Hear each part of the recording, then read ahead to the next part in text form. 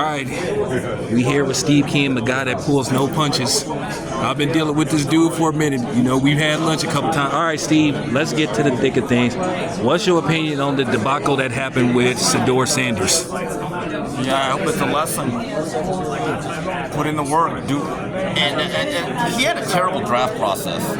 And if you're going to act the way he did, you better be a top 5 pick. You better be Cam Newton, Trevor Lawrence, Andrew Luck, John Elway, and he wasn't. I think he overestimated his leverage. In life, you're only as good as your leverage. And people don't understand, these are not job interviews, these are job campaigns. And if you're going to be off-putting and not go to interviews or act in a certain way where teams are turned off, this is what's going to happen. I've actually been told by people it was more than half the league that had him off the draft board. It wasn't just a few. Yeah, it was right in the low 20s had him flat out off the board because of the stuff. So I don't know if it's fair, but that's what it is. What do you think Steve turned a lot of teams off to him? Well, there's a couple things. Number one, his father said there's certain organizations we're not going to play for, so that shaves it off. And anyone that drafted a quarterback high last year, like Jaden Daniels, right, Caleb Williams, Drake May, they right now are not in the market for a quarterback. Then, everyone knows that the New York Giants interview did not go well with Brian Dable. And then there's another issue, that if you're not drafted in the first round, teams now start, in the first 3 to 4 rounds, they really want starters.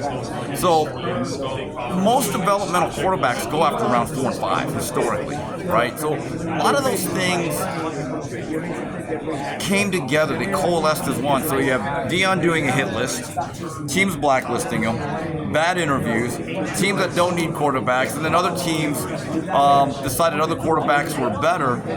So all of that combined, this is what happens. All right, so Steve. And there's a lesson here for every young quarterback. More than any other position, how you interview and interact with teams before the draft matters more than anything else. Defensive backs, running backs, wide receivers, they can act any way they want. When you are the quarterback, you are the face of an organization. It's the most corporate position in all the sports.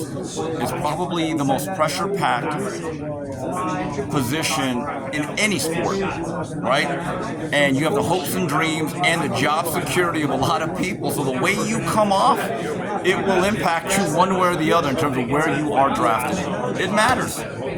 Yeah, okay, Steve, so what's your opinion on tonight's fight? Do you think Anyway basically closed out the weekend on a good note based off what happened this week? I mean, it was a low bar. It was a very, very low bar. And the dramatics of it, I thought Ramon Cardenas needs to be given a lot of credit. He did his part. It takes 2 to tango. And I think in both main events, both champions, Rafa Espinoza and Inoue, they fought guys that tried to win. To paraphrase Herman Edwards, you play to win the fight. Right? Yeah. And so, styles make fights, but fighters make fights also. And both Vasquez and Cardenas did a hell of a job of emptying the bucket. And Inoue has a special quality. Not that he's perfect, because no one is. But when he gets knocked down, it's a lot like Joe Louis or Felix Trinidad. They get bigger, better, stronger, meaner. And I thought it was compelling. Weren't you entertained? I thought he kept coming forward. It was like he didn't do what Ryan Garcia did. When Ryan Garcia got dropped, it just seemed like air went out of the balloon. And the Cardenas remained dangerous because he was laying traps.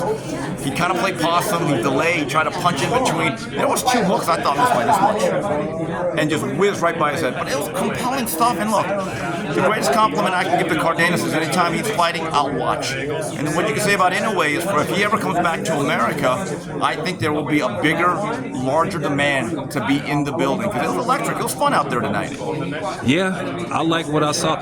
So, Steve, what do you think would have happened? Let's just say Cardenas would have had like maybe 20 more seconds because the monster looked like he was in monster trouble. Well, I thought he was okay. Look, it's a real shot. It was more than just a flash knockdown. But like against Neri, he has an ability to keep his poise, keep his composure, and then recover. He won that fight really on speed and quickness. And Cardenas will tell you, he wasn't the hardest hitter he ever faced, but the speed was overwhelming. And he was a little bit more technically sound, but he understood what was in front of him, a very dangerous, hard-hitting guy. Cardenas is going to be a problem for a lot of people with that power. And I've always said, you give Joel Diaz 6 to 8 weeks to prepare a fighter, you're going to see a pretty good fight. Joel Diaz knows what he's doing. All right, Steve, one last question. I'm pretty sure I'll be seeing you in September. You know, September the 12th, Friday. Yeah. Thought it was Saturday. Watch college football. Okay, so Miami's playing Florida A&M, I think. Big game. Go okay. What's your opinion on Crawford and Canelo? September 12th. This Bud's for you. I always thought the first half, Bud was going to win rounds and be ahead.